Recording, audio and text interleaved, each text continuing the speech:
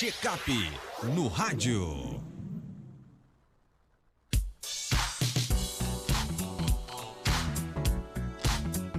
7h25, confirmando 7h25. Abraçar aqui o nosso amigo Alex Figueiredo.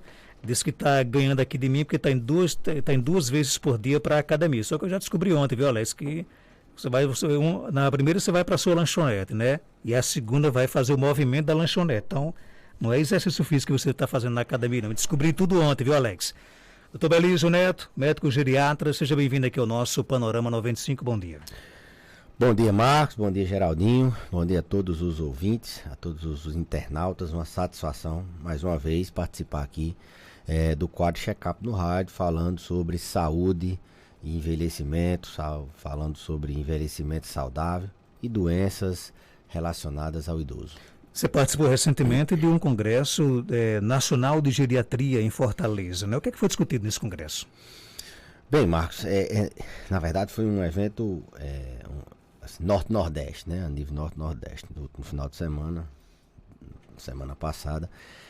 Participou e assim, algumas temáticas que são do dia a dia foram abordadas e algumas coisas novas. Na verdade, o congresso ele foi uma volta, né, dos eventos presenciais. A gente já estava com muita saudade. Os eventos remotos têm seu papel, mas não deve ser, muito provavelmente, ser o dia a dia. A gente tem dificuldade de manter aquela rotina de trabalho e ainda assistir um congresso. Tem que sair mesmo e ir. Bom, de forma que algumas temáticas assim, que estão em pauta sempre, mas que trazem novidades, foram debatidas. A primeira delas foi o uso da cannabis, né, dos canabinoides, daquela forma de tratar algumas doenças através do nosso sistema endocannabinoide, que é aquele derivado da maconha sem o THC, que é a substância que é o canabinoide que causa a dependência, né?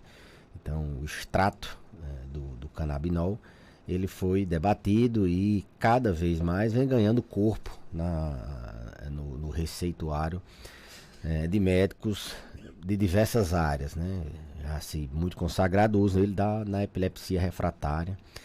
Tem se colocado bastante essa medicação assim, muita robustez tem se ganhado no uso de dor crônica, né? Os pacientes que sofrem com fibromialgia, com enxaqueca, dores osteoarticulares crônicas, tem sido uma arma importante para se usar. E na demência também, principalmente, o que vem se mostrando com mais eficácia é nos pacientes com a demência avançada, com sintomas comportamentais severos, refratários a tratamentos convencionais. Aqueles pacientes que mesmo bem medicados, eles ainda se agitam, ainda fogem, ainda ficam agressivos. Então, o uso dos canabidióis, né, do canabinoide, ele tem sido utilizado bastante nessa aí. Assim, foi-se discutido algumas nuances do tratamento, foi-se discutido hoje em dia uma medicação que tem na farmácia, acessível, uma medicação que qualquer médico pode prescrever e que tem sua parcela de público, seus sintomas, sua proposta ainda se definindo, mas a gente já enxerga alguma coisa nessa via do sistema canabinoide, que é um sistema que a gente possui, que ele precisa ser modulado, né? A história que tem é que eles deve ser modulado. Então, foi uma das assim, dos destaques, eu diria. Conversou-se também muito sobre o idoso frágil, né? Essa é a expertise da geriatria, daquele idoso multimórbido, daquele idoso com várias comorbidades, daquele idoso que já tem ali uma limitação para a marcha, tem uma marcha mais lenta, que ele tem dificuldade de manter o peso, tem o apetite já um pouco alterado.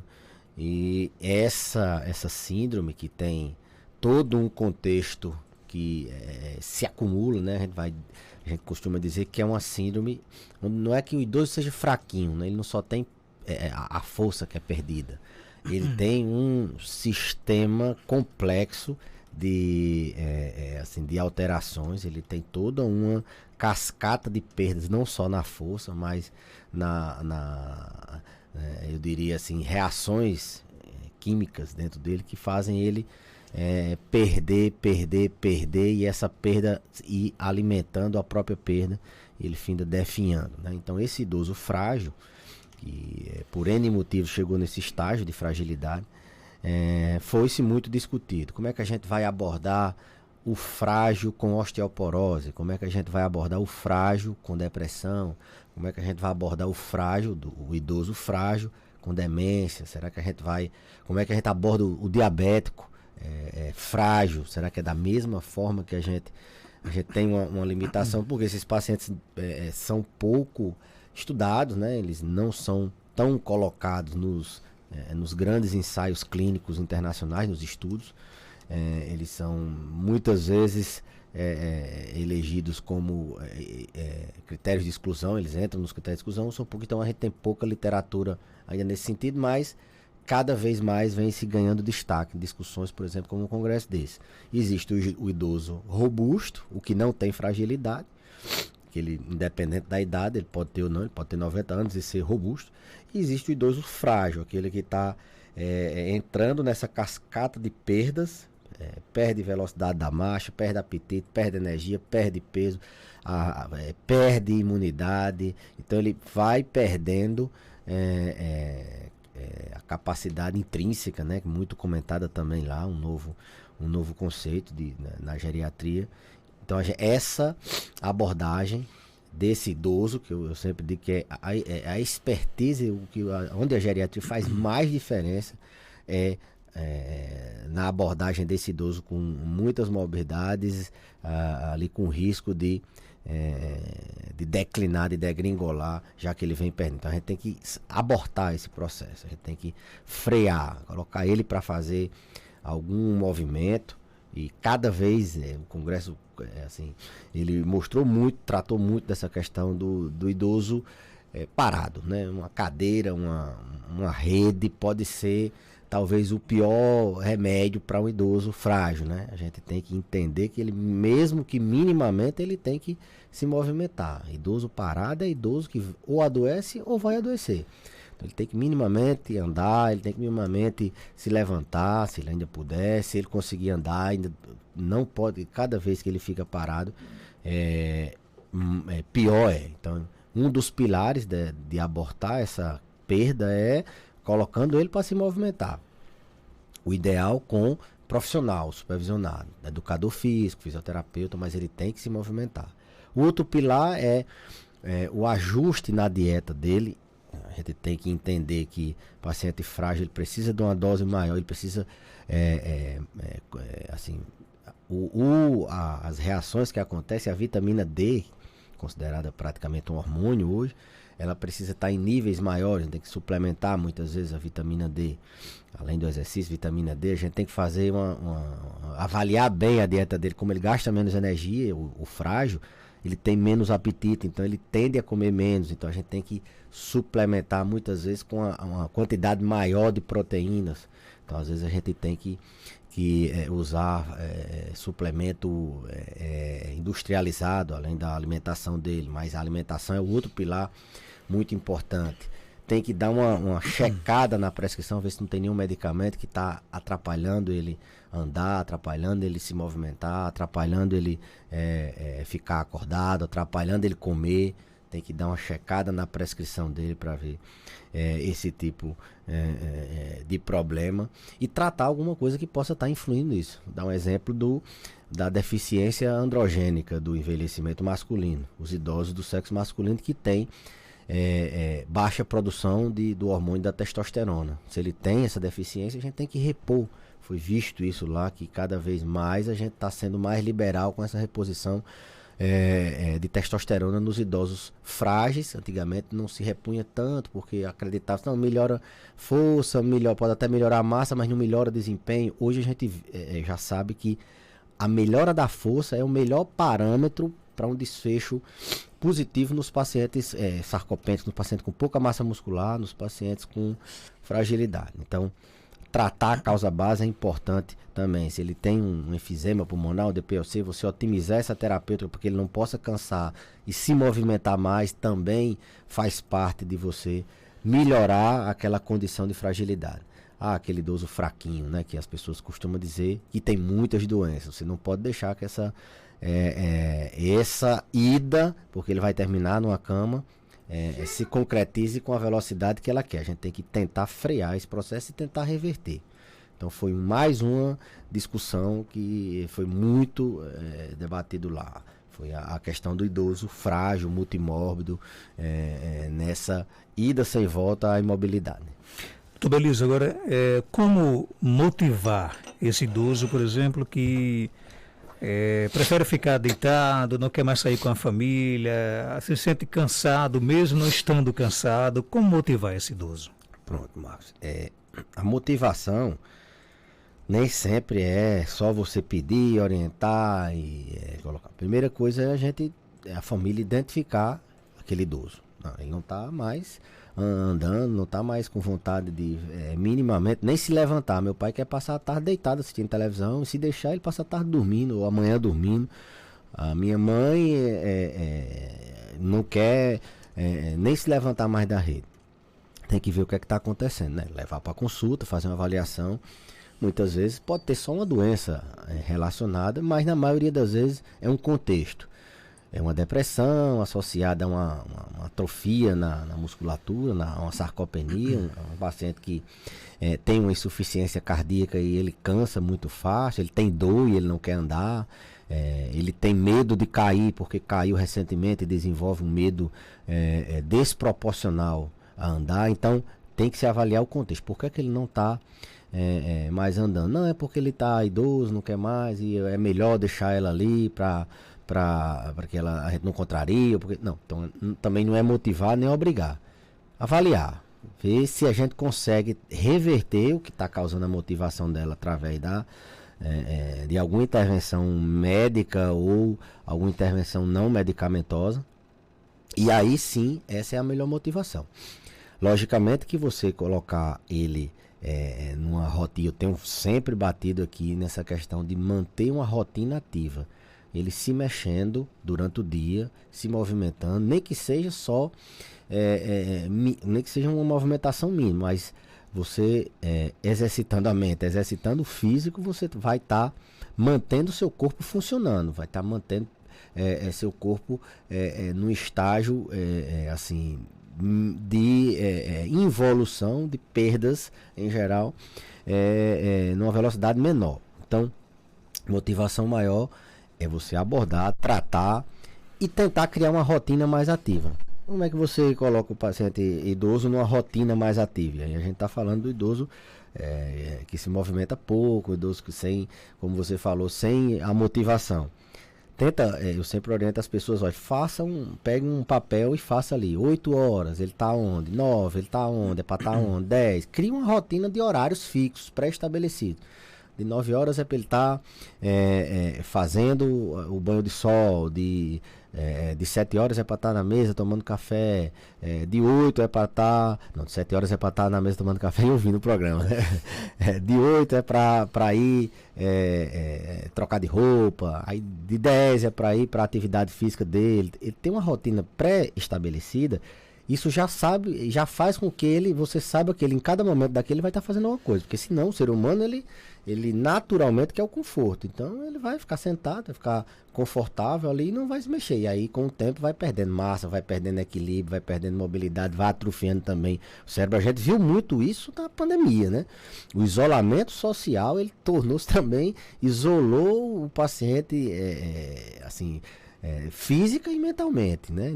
Isolou dos afetos, ele precisa muito socializar para manter os afetos, precisa socializar para manter a mente ativa e precisa socializar para se movimentar, para fazer as atividades, não ficar só parado. A velocidade com que ele perde massa muscular, perde memória, a velocidade com que ele perde assim, a capacidade de ter felicidade, né? A capacidade de se emocionar, ele aumenta a incidência de depressão, de ansiedade.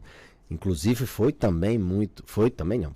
motivo de uma palestra de destaque lá, essas sequelas da Covid no idoso, como é que a gente encontrou nossos idosos, como é que a gente está lidando com nossos idosos nesse pós-Covid, os que sobreviveram, o que é que a gente pode fazer, os que foram internados, os que não foram, os que ficaram isolados, os que demenciaram, os que caíram, fraturaram, os que tiveram infecções e evoluíram muito. Então, foi também muito debatido. Então, a motivação passa por isso, Marcos. De você criar uma rotina fixa, dele ter horários pré-estabelecidos, dele tratar o que tem de comorbidade que possa estar levando ele a esse estágio de não querer se levantar.